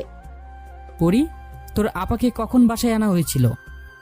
তোমার সাথে দেখা হওয়ার পর বাড়িতে আসতেই দেখি কয়েকজন ডাক্তার গাড়ি কইরা আপাকে রাইখা যাইছে। ও। আবির আর পরি নেহাদের বাড়িতে প্রবেশ করলো। আদনান সাহেব সোফায় বসে নিলয়ের গল্প বলছে। দুজন সাংবাদিকও আছে। আবির শুনতে পায়, নিলয় একাই দিনাজপুরে আসে। ট্যাক্সি করে আসছিল, হঠাৎ ট্যাক্সিগুলো জ্যামে আটকা পড়ে যায়। নিলয় একা বসে আছে ট্যাক্সিতে। নিলয় দেখতে পায় একটা ছেলে দৌড়ে পালিয়ে ওদের গাড়ির দিকে আসছে আর বলছে, ওই দিকে কেউ যেও না। জলি সাহেবের মেয়ে গাড়ি আটকে গুন্ডা দিয়ে সবাইকে পিটিয়ে পাট করছে। আরো কয়েকটা ছেলে দৌড়াতে থাকে। নিলয় গাড়ি থেকে নামতে যাবে, তখনই একটা ছেলে এসে নিলয়কে বলে, ভাই আমাকে বাঁচান। জলিলের লোকেরা যাকে সামনে পাচ্ছে তাকেই পেটাচ্ছে। ওদের পার্টি থামতে বলেছিল, আমাকে মারতে আসছে, প্লিজ বাঁচান। সেই সময় কয়েকটা ছেলে এসে ওই ছেলেটাকে তুলে নিয়ে যায়। নিলয় গাড়ি থেকে নেমে ড্রাইভারকে বলে, সবচাইতে সুন্দর দেখতে মেয়েটি হলো জলিলের মেয়ে। নাম নীলা। নিলয় গিয়ে নীলার সামনে দাঁড়ায়। মিউজিক চলছে।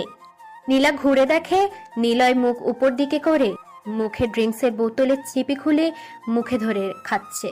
পুরো বোতলের অর্ধেক খেয়ে সে নীলার দিকে তাকায়। নীলা প্রশ্ন করে, আব্বে কে তুই? Angel, the dead angel. মানে? কংগ্রেচুলেশন। কেন? I love you. আমি তোমাকে ভালোবাসি তাই। Are you mad? নো, আপন মাত নেই হে, আপন রক স্টার হে। জীবনে কত মানুষ দেখলাম, কিন্তু এই প্রথম खूबसूरत लड़की अपन देख रहा है। तुम देखने में बहुत अच्छा हो। ওই তোরা দাঁড়িয়ে কি দেখছিস? মার শালাকে। নীলার কথা বলা শেষ হতেই দৌড়ে কয়েকটা ছেলে নিলয়ের দিকে আসছে। নিলয় পিছনের দিকে না ঘুরে নীলার দিকে তাকিয়ে বলে, 1 মিনিট। নিলয় বোতলে থাকা পুরো ড্রিঙ্কটা একেবারে গলায় ঢেলে ফেলে। ড্রিঙ্কস শেষ করে নীলার দিকে তাকিয়ে পিছনে থাকা ছেলেগুলোকে বলে, 1 মিনিট তো শেষ, দাঁড়িয়ে কেন তোরা? হিরো ফাইট করবে আর হিরোইন দেখবে, হিরোর প্রেমে পড়বে। So let's go. নিলয় ছেলেগুলোকে পেটাতে থাকে। সবাই ভয়াত্মক দৃষ্টিতে নিলয়ের দিকে তাকিয়ে থাকে। সবগুলোকে পেটানোর পর নীলার সামনে এসে দাঁড়ায়। নিলয়কে দেখে নীলা বলে, তুই আমার বাবাকে চিনিস না, আমার লোকেদের পিটিয়েছিস, তোর লাশ পড়ে থাকবে রাস্তার পাশে, সময় থাকতে পালা। আমি পালাই না, আমাকে দেখে সবাই পালায়। চলো বিয়ে করি। সামনে থেকে। ওকে, আমার হাতে অনেক সময়, পরে না হয় দেখা করে বিয়ের পিড়িতে বসবো। আদনান সাহেব ঝিমোতে শুরু করেছেন। সবাই বুঝে গিয়েছে আদনান সাহেব আর কিচ্ছুটি বলবেন না। আবির আদনান সাহেবের কথাগুলো শুনে মুচকি হাসলো। সবাই এক এক করে চলে গেল। আবির নিজের ঘরে যাবে, তখনই নেহা আবিরকে ডাক দেয়, আবির এদিকে আয়। আবির নেহার সামনে এসে মাথা নিচু করে দাঁড়ালো।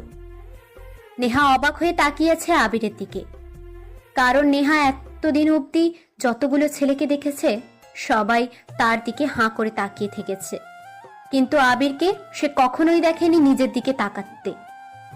নেহা বলল, কোথায় ছিলি? পরি কেন সকালে আসেনি সেটা জানতে গিয়েছিলাম।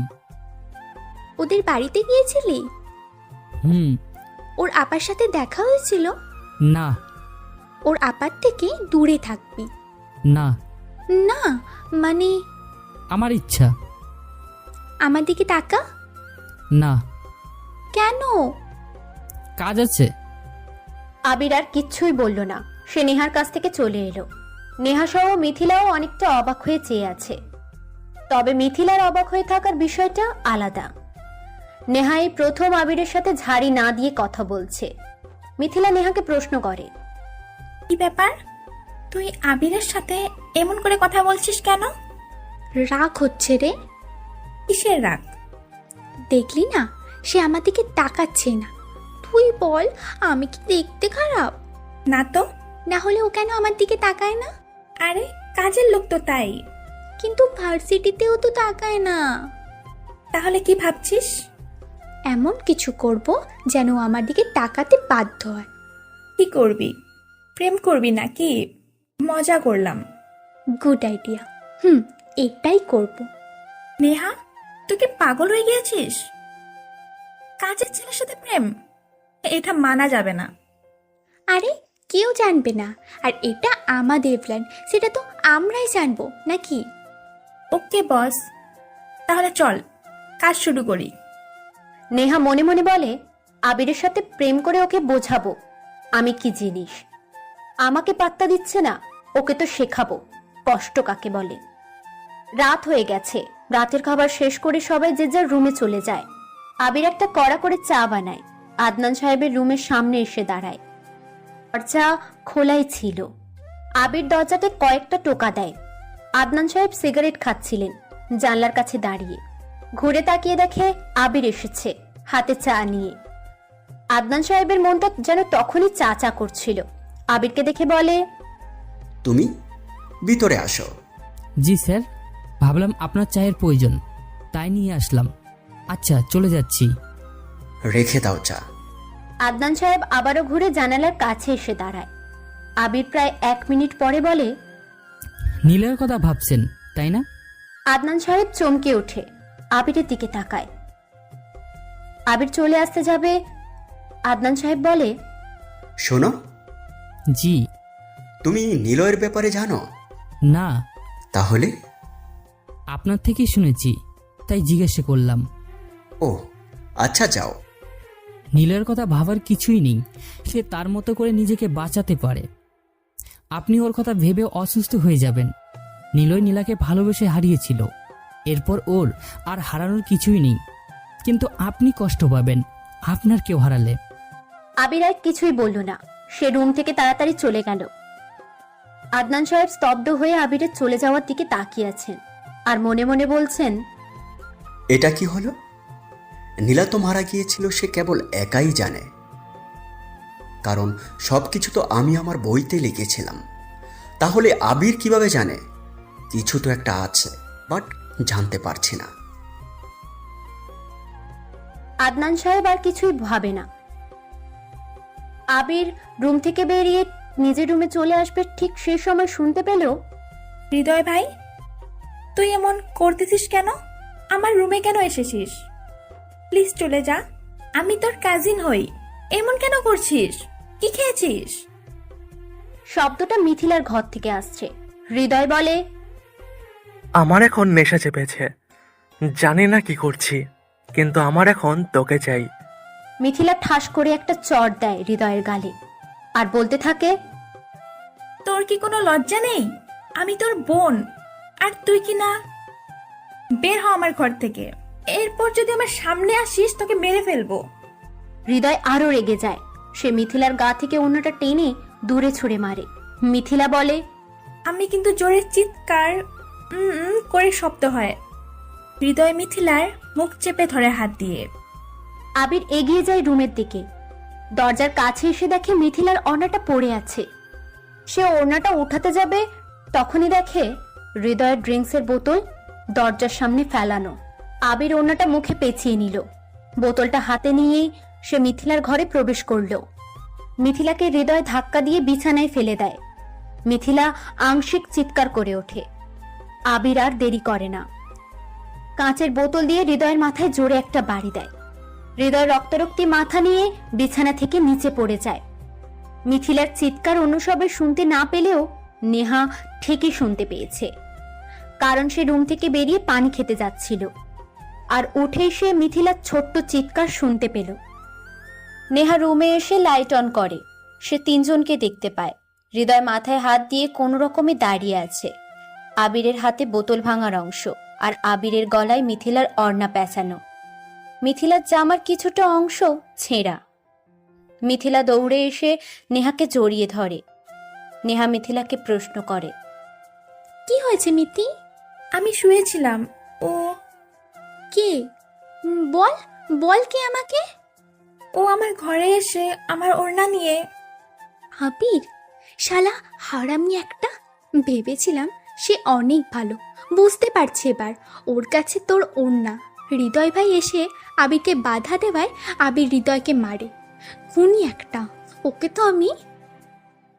নেহা মিথিলাকে সরিয়ে দিয়ে আবিরের কাছে এসে কোনো কিছু না বলেই আবিরের গালে একটা চড় বসিয়ে দেয়। আবির চড়টা খেয়ে মাথা একটু কাত করে নিচের দিকে তাকিয়ে রইল। নেহা আবিরকে চড় দিয়ে বলে, শালা কুত্তা, তোকে সত্যি এই কয়দিনে মনে হয়েছিল অনেক ভালো, কিন্তু তুই যে এতটা শয়তান আজকে না দেখলে বুঝতেই পারতাম না। নিলয় না এই শহরের ভয়ঙ্কর মানুষ, আর তার থেকেও তুই হলি মিচকে ভয়ঙ্কর। এতটা চরিত্রহীন আর এতটা ছ্যাঁচড়া ছেলে আমি জীবনেও দেখিনি। নেহা শোন। কি শুনবো তোর কথা? বুঝতে পারছি তোর মান সম্মানের ব্যাপার, কিন্তু এই ছেলেকে আজ শাস্তি না দিলে যে পার পেয়ে যাবে। হৃদয়, জানি হৃদয় ভাই না থাকলে আজকে তোর যে কি অবস্থা হতো। এখনো দাঁড়িয়ে আছিস কেন? চড় মারি শয়তানটাকে। চড় মারবো, আচ্ছা দাঁড়া। মিথিলা এগিয়ে আসে। এদিকে নেহার চিৎকার শুনে বাড়ির সবাই এসে হাজির। সবাই এতক্ষণ ধরে নেহার কথাগুলো শুনছিল। মিথিলা আবিরের সামনে এসে কাঁদতে কাঁদতে আবিরের মুখের দিকে তাকায়। সবাই মিথিলার দিকে চেয়ে আছে। আমি চুপচাপ দাঁড়িয়ে আছি। হঠাৎ মিথিলা সবাইকে অবাক করে দিয়ে আবিরকে জড়িয়ে ধরে বলে, অনেক ধন্যবাদ তোমাকে। তুমি যদি আজকে না থাকতে তাহলে আমার। কাঁদতে কাঁদতে কথাগুলো বলল মিথিলা। আবির কাচের বোতলটা ফেলে দেয়, অর্ণাটা মিথিলার গায়ে পেঁচিয়ে দিল। সবাই বোবার মতো ওদের দুজনের দিকে তাকিয়ে আছে। নেহা বলল, তুই এটা কি করছিস যে তোকে একা রুমে পেয়েছি? মিথিলা কিছুই শোনে না। সে হৃদয়ের সামনে যায়। হৃদয়ের জামার কলার ধরে ঠাস ঠাস করে দুটো চড় বসিয়ে দিল। সবাই প্রশ্ন করে, কি হয়েছে? মিথিলা কাঁদতে কাঁদতে বলে, আবির আসেনি, এসেছিল হৃদয়। সে রাতে ড্রিঙ্কস করে আমার রুমে এসে আমার সাথে অসভ্যতামি করে। আবির না আসলে সে এতক্ষণে আমার সাথে। মিথিলা কাঁদছে। আবির আর সেখানে দাঁড়ালো না। কাউকে কিছু না বলেই মিথিলার ঘর থেকে আবির বেরিয়ে আসে। ওইদিকে নেহা ও হৃদয়ের এমন কাজ দেখে অনেক অবাক হয়। নেহাও আর সহ্য হয় না। হৃদয়কে গিয়ে চড় দিয়ে বলে, ছি ভাই, তুই এরকম জঘন্য হয়ে গেছিস? তোর না আমরা চাচাতো বোন, বড় আব্বু, তোমার ছেলে এমন চরিত্রের? লজ্জা করছে ওর সামনে আসতে, সাথে ভয়ও করছে। ফু ছেটাতে ইচ্ছা করছে ওর উপর। তুই বাড়ি থেকে বের হ হৃদয়। হৃদয়ে, তোমার মানসিক সমস্যা আছে। শুধু আমাদের ছেলে বলে তোকে কিছু বললাম না। আজকের পর আর এই বাড়িতে আসবি না তুই। কি হলো, বেরিয়ে যা। তোকে আমাদের ছেলে বলে পরিচয় দিতে লজ্জা করছে। হৃদয়ও কিছু বলে না। সে নেহা আর মিথিলার দিকে তাকিয়ে হনহন করে চলে যায়। আবির বাড়ির প্রবেশ দরজার ওপাশে দাঁড়িয়ে আছে। হৃদয় যখন চলে যাচ্ছে, আবির পিছন থেকে ডাক দেয়, মিস্টার পুশিক্যাট। হৃদয় দাঁড়িয়ে পড়ে, ঘুরে আবিরের দিকে তাকায়। আবির মুচকি হাসছে। হৃদয় বলে, সময়টা মনে রাখ, এরপর তোকে বোঝাবো পুশিক্যাটকে। নিজেকে বাঁচানোর চেষ্টা কর। শোন। আবির হৃদয়ের কানের কাছে মুখ নিয়ে যায়। আস্তে করে বলে, কুত্তা চিনিস? কুকুরের পাশ দিয়ে গেলে দেখবি অকারণে ঘেউ ঘেউ করে। তোর মতো কুকুর কেবল 2 হাত ডিস্টেন্স রেখেই ঘেউ ঘেউ করবে, কিন্তু কামড় দেওয়ার সাহস পাবে না। হৃদয় আবিরের কলার ধরে আবিরকে গালি দিয়ে বলে, কে কুকুর আর কে মানুষ সেটা সময় হলেই টের পাবি। আবির মুচকি হাসে। হাহা, আজকে খুব দ্রুত ভাবে বলছি। আবিরের জামার কলার ধরা আর আবিরের মাকে নিয়ে গালি দেওয়া কখনো করবি না। এরপর জামার কলার ধরার জন্য হাত আর গালি ধোয়ার জন্য মুখটা থাকবে না। হৃদয় আর কিছুই বলল না। সে জোরে হেঁটে চলে গেল বাড়ির বাহিরে। হৃদয় বাড়ির বাহিরে এসে জিশানকে ফোন দেয়। জিশানকে সে নিতে আসতে বলে। একটু পরেই জিশানের সাথে হৃদয় চলে যায়। আর যাওয়ার পথে হৃদয় জিশানকে আবিরকে মারার কথা কেবল বলতে থাকে। আবির বড় কদম গাছটার গোল চত্বরে বসে আছে। হঠাৎ অনুভব করে কে যেন ওর ওপাশে দাঁড়িয়ে আছে। আবির বসা থেকে উঠে দাঁড়ায়। চলে যাওয়ার জন্য প্রস্তুতি নিতেই পিছন থাকা মেয়েটা বলে, আবির বসো প্লিজ। আবির অবাক হয়, কারণ পিছনে থাকা মেয়েটা হলো নেহা। আর সে তুই থেকে তুমি বলছে। এই ব্যাপারটা বেশ ইন্টারেস্টেড। আবির স্থির হয়ে দাঁড়ায়। নেহা বসার জায়গাতে বসে আবিরকে আবার ডাক দেয়, আবির প্লিজ বসো এখানে। জি। আবির ভদ্র ছেলেদের মতো নেহার পাশে গিয়ে বসে পড়ল। হাত দুটো বুকের সাথে বেঁধে নিয়ে অন্যদিকে ঘুরে বসল। নেহা আবিরের এমন অবস্থা দেখে হেসে ফেলল। আবির তখনও নেহার দিকে তাকাচ্ছে না। নেহা প্রশ্ন করল, তুমি এভাবে কেন বসছো? দুটো কারণ। কি কি বলো আমাকে। প্রথম কারণ, আমার মতো গরিব কাজের লোকের এতটা কাছে বসছেন। আমার গায়ে ঘামের ভেজা দুর্গন্ধ আপনার নাকে যেন না যায়। আরেকটা হলো, আজকে হঠাৎ করে তুমি করে বলছেন, সেই জন্য লজ্জা পাচ্ছি। আবিরের এমন বোকাশোকা উত্তর পেয়ে নেহা ঠিক কি বলবে সেটা ভেবে পাচ্ছে না। তবে নেহা শব্দ করে হাসছে। রাত 1টা বেজে গেছে। আকাশে বিশাল চাঁদ। দুইজন মানুষ এত রাতে বাহিরে বসে আছে বাড়ির সবাই জানে, কিন্তু কেউ কিচ্ছু বলছে না, কারণ আবির এখন বাড়িতে হিরো হয়ে গেছে। আর নেহার প্রতিও সবার ভালোবাসা ও বিশ্বাস আছে, তাই দুজনে এইভাবে বাহিরে বসে গল্প করছে, সেটাই কারোর মাথা ব্যথা নেই। কিন্তু একজন মানুষ অন্য কিছু ভাবছে, আর তিনি হলেন আদনান সাহেব। তিনি বিছানায় গা এলিয়ে দিয়ে আবিরের কথাগুলো ভাবছে। কেন জানি না, তিনি একটা হিসেব কিছুতেই মেলাতে পারছেন না। ঠিক কোথায় যেন সব কিছু গুলিয়ে যাচ্ছে ওনার। তুমি এত ইনোসেন্ট কেন? আর কেউ কিছু বললে চুপচাপ কেন শোনো? তোমার সাথে ভার্সিটিতে অনেকেই অনেক কিছু করে, কিন্তু তুমি সবটা কেন সহ্য করো? চাঁদের আলো নেহার মুখের উপরে এসে পড়েছে। সহমিতার এক বিশাল বিচ্ছেদিত প্রতিহীন সৌন্দর্যের আবানতা যেন নেহার সুন্দর মুখটাকে আরো বেশি বিকশিত করছে, সৌন্দর্যের মৌচাক হিসেবে। অথচ পাশে বসে থাকা একচ্ছ ভাববিলাসী অহিংসুকার হিংস্রতার বিশাল মাঝে থাকা নীরব ছেলেটি সেই সৌন্দর্যের ক্রোড় উপভোগ করছে না। দুজনেই নীরবতা পালন করছে। তবে আবির ভাবছে মেয়েটা নিশ্চয়ই পাগল হয়ে গেছে, না হলে কেন সে এভাবে এসে আমার পাশে বসে কথা বলছে। নেহা আবিরের পাশে বসে ভাবছে ছেলেটা অনেক রহস্যময়। যত বেশি তাকে চেনার চেষ্টা করছি, তত বেশি যেন সে অপরিচিত হয়ে যাচ্ছে। But interesting. প্রতিটা মানুষই রহস্য পছন্দ করে, বিশেষ করে প্রেমে পড়ার ক্ষেত্রে। প্রেমে পড়ার জন্য রহস্য রেখে গিয়ে সেই প্রেমটাকে তৈরি করা হয় অনেক সময় নিয়ে। আর ভালোবাসার সম্পর্কটা যদি সময় নিয়ে হয়, সেই সম্পর্কটা নষ্ট হতে পারে না। দুজন মানুষই নীরব ছিল। নীরবতা ভেঙে নেহা আবিরকে প্রশ্নটা করে। আবির কিছুই বলছে না। নেহা আবার প্রশ্ন করে, কি হলো বলো, তুমি কেন প্রতিবাদ করো না? প্রতিবাদ করলেই তো আরো মার খাবো, তাই না? আর তাছাড়া আমি প্রতিবাদ করলে ওরা সহ্য করতে পারবে না। মানে? কিছু না, আচ্ছা আসি। আবির মনে মনে হাসছে। মাইন্ড গেমের শহরে মাইন্ড গেম খেলার রাস্তাটা মোটেও সোজা নয়, বক্ররেখার মতো পেঁচানো। কিন্তু যে রিয়েল মাইন্ড গেমার, সে ঠিকই তার রাস্তা বানিয়ে নিয়ে সোজা পথে এগিয়ে যাবে। আবির বসা থেকে উঠে যাবে। নেহা বলল, শোনো, সরি অ্যান্ড থ্যাঙ্কস। আমি ইংরেজি বুঝি না। চড় মারার জন্য দুঃখিত, আর মিথিলাকে শয়তানটার থেকে বাঁচানোর জন্য অনেক ধন্যবাদ। ও, তুমি কিন্তু আমার দিকে তাকিয়ে কথা বলোনি। কিছু সৌন্দর্যের মাধুর্যতা কাছ থেকে না দেখাই ভালো। হয় এতে চোখ নষ্ট হয়ে যাবে, আর না হয় সৌন্দর্যে মোহর পড়ে যাবে। সেই সৌন্দর্যের প্রেমে পড়ে সৌন্দর্যটাকে কাছে পেতে ইচ্ছে করবে। মানে?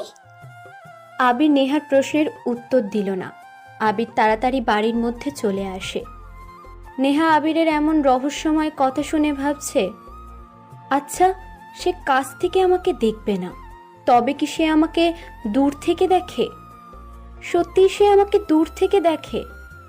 এত কেন আনন্দ লাগছে? সে না আমার বাড়ির আমারই কাজের লোক? আচ্ছা ওকে কেন কাজের লোক বলে মনে হচ্ছে না? দূর, কী সব ভাবছি আমি আবিরকে নিয়ে। যাই বাবা, ঘরে যাই। নেহা ভাবতে ভাবতে বাড়ির মধ্যে প্রবেশ করল। আবির নিজের ঘরে গিয়ে খাটের নিচ থেকে ওর ব্যাগটা বের করে। ব্যাগের চেন খুলে ওর প্রিয় জিনিসটার উপরে হাত বুলিয়ে মুচকি একটা হাসি দিল।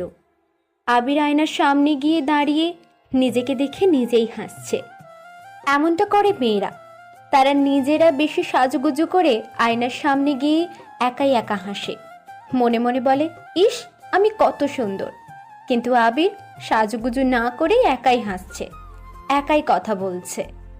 Time tight and Abir wait for none. Niloy নীলার কাছ থেকে বিদায় নিয়ে চলে আসে। সোহেলের বাবা রিফাত সোহেলকে ফোন দেয়। বাবা তুমি চিন্তা করো না, সে চলে আসবে। নিলয়কে তুমি চেনো না, সে পাক্কা শিকারী, সে তার শিকার নিচেই খুঁজে নেবে। রিফাত ফোনটা কেটে দেয়। সোহেল পায়চারি করছে নিলয়ের জন্য। ওদিকে জলিলের লোকেদের নিলয় পিটিয়েছে বলে পুরো শহর এখন নিলয়কে খুঁজছে। জলিল হলো এই শহরের মাথা, সে যা বলবে সেটাই হবে এখানে। এই জন্য কেউ কিচ্ছু করতে পারে না জলিলের বিরুদ্ধে। নিলয় সোহেলের কাছে আসে। সোহেলের সাথে আরো কয়েকজন লোক ছিল, আর সে হলো রিফাতের ভাই রোহান। রোহান একজনকে মেরে মাটিতে ফেলে রেখেছে। নিলয় টলতে টলতে সোহেলের সামনে এসে দাঁড়ায়। রোহান নিলয়ের এমন অবস্থা দেখে হাসতে হাসতে বলে,